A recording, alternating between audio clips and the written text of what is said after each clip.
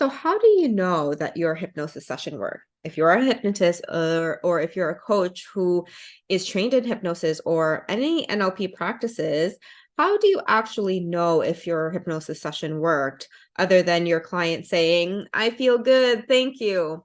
Sometimes that's not really a very firm and solid way for you to actually gain feedback on whether or not your hypnosis session worked. So today in this video, I will tell you the biggest thing that I look for inside my hypnosis sessions, that lets me know that it worked for them, that we have gone, or I have facilitated my clients to go in a place where they are able to start the rewiring and reprogramming process and have fast and lasting transformations. So when we have something like hypnosis that we use, right, the main reason as to why we use it is to get to the unconscious layer of the problem, so that once we uncover whatever that used to be unconscious and make it conscious and make them aware of it and have our clients gain insight into the problem, then that creates the change. But sometimes it's kind of hard to determine whether or not that has happened or is happening, because depending on the hypnosis modality that you're trained in. Now, for me, I was trained in a hypnosis modality that was very much technique based, where, there was a firm, A to Z thing that we had to do. And at the end, we gave a hypnosis recording, which, sometimes my clients didn't listen to, but that's the story for another day. But at that time when I was doing that, there were times when I intuitively knew that it was good, like it was a good session, that they were on their way to change. But there were some times where there were a lot of doubts, right? I wasn't sure. And really at that time, I was really just crossing my fingers that the recording would do its work. So back then I didn't know it. So now that I am using advanced conversational hypnosis for my clients, I now know exactly what to look for. And looking back, there were some times when I was using that old modality where I actually found this to be true. And so this breakthrough is when I notice that my clients are no longer perceiving the problem the way they initially did, and if they can start to have choice or choices as to what to do moving forward, with a lot more motivation, with a lot of pent-up emotions released, and you can tangibly see in their face that something has transformed. That's how I knew that it worked. So for example, I continue to work with clients who have left unsupported, unhealthy, and even toxic relationships, right?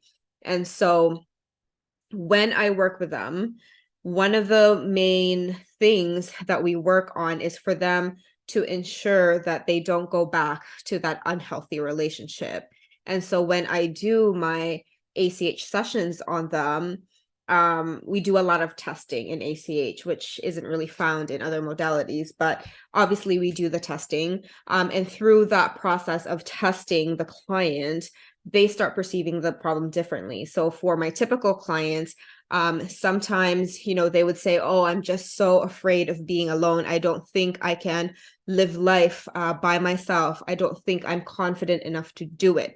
That was their problem. Those were what they were stuck with, right? And so as we do the ACH session and we get to the testing phase, if I ask them about the problem and how they feel about being alone, I can notice a tangible change as to how they perceive and themselves, how they perceive the situation, how they feel about the situation, and how motivated they are to take action moving forward. So instead of them saying, "Oh my God, I'm so scared of being alone. I don't even know if I'll find anyone else. This makes me want to go back to my ex." So that was them before. How I know that it worked is that by the testing phase, and by the end, they can say something along the lines of, yeah, sure, like I'm scared of being alone, but I know that going back to my ex is not going to help me. And I would rather have this sadness and go through the difficulties of breaking up and being alone rather than going back to the partner, if that is what they want, right? So it's just really assessing to see where the client is at and where the changes are at. And when you keep testing them, they feel very resilient with their answer, right? And so a testing question that I like to ask them is like, what if your ex texts you and they want to talk and get back together with you? Depending on that answer is how I know if the hypnosis session will work, right? And if they say something along the lines of, "Oh, I probably test him," then then that's on me, right? Because then that is something that we need to work on, and we usually work on it then, so that answer changes, and there's a lot more rigidity and self-belief in themselves. So, when they get to a point where they're just like, yeah, fuck the dude, right? Fuck the dude. I am not coming back. That's how I know, right? When there's been a massive change with how they perceive themselves, how they perceive their identity, how they perceive the situations in their life, and how well they can future pace in the future is usually how I know that the hypnosis session worked. And so this is something that I do with every session. It doesn't matter if it's my client's first session or second or third session. It doesn't really matter.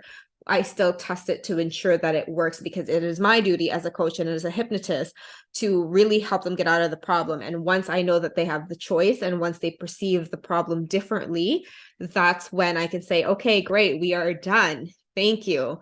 And that's how I know. That's how I test it. So I hope this helps. Let me know if you have any questions, and I'll see you soon.